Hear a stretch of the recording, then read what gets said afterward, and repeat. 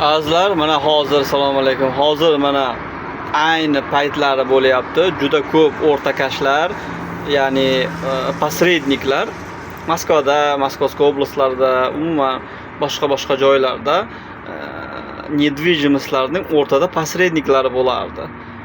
Ozarbayjon millatiga mansub, Arman millatiga mansub posredniklar bo'ladi, arendaga subarenda qilardi. Masalan, yerning egasidan olib arendaga, masalan 30 mingga arendaga olsa pomisheniyani bir do'konni sizga 70 mingga, 100 mingga yoki yana kimgadir o'rtada 6 ta, 5 ta metro yoqalarida men bir marta so'raganimda 7 ta posrednik bor. Bir-biriga bergan официальный договор bilan subarenda hisobida berilgan.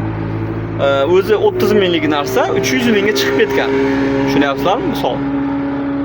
O'shanaqalar hozir o'ta kamayib ketdi va hozir birinchi qo'ldan arenda olinyapti. Masalan, juda ko'p joylarda arendada собственник deb yozib qo'ygan. От собственника.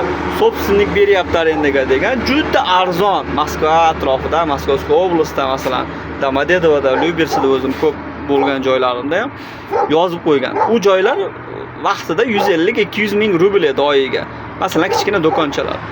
Hozir ko'rsangiz 60 ming, 65 mingga qo'yib qo'ygan. Nimadan deb? Asl egasidan deb. Shuning uchun demoqchiman.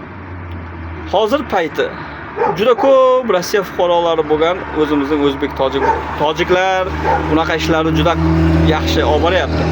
O'zbeklarimiz bilan VNJsi bor, RVPsi bor, fuqaroligi bor odamlar o'shanaqa ishlarni qilsa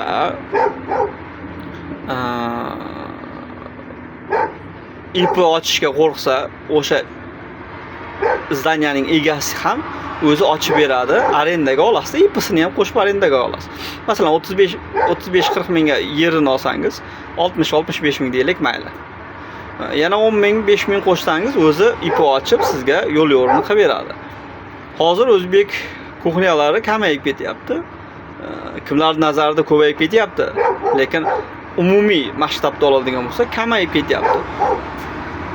Chunki oldin asosiy bunday narsalarda o'zbek tojiklarda shaurmalarda, oshxonalarda, pekanlarda arman ozarbayjonlar ishlatardi.